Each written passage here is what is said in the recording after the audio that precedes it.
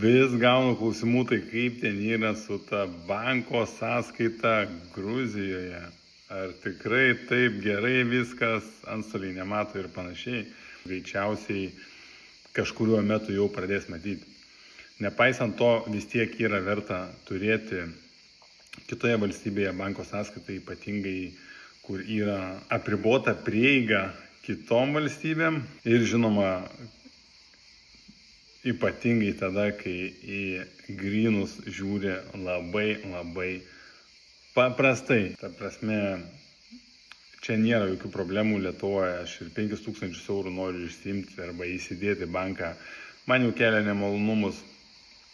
Čia galima 20, 30, 50 tūkstančių eurų įnešti ir nieks nieko neklausinėja, niekam neįdomu. Tai žodžiu, kaip atsidaryti banko sąskaitą Gruzijoje. Labai paprastai nusileidžiat, nusiperkat SIM kortelę jau oro uoste, nueinat į banką. Bank of Georgia.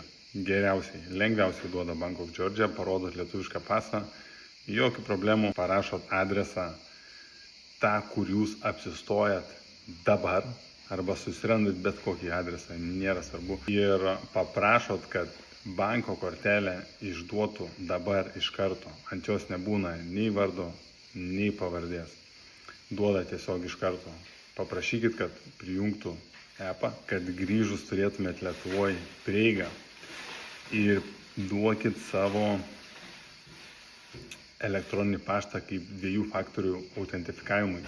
Nes kai grįžti į Lietuvą, jeigu gruziniškas numeris nebebus aktyvus, greičiausiai norint prisijungti, neateis žinutė su patvirtinimo kodu.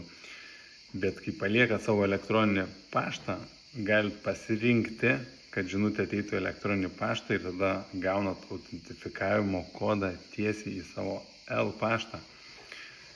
Verta turėti bet kuriuo atveju.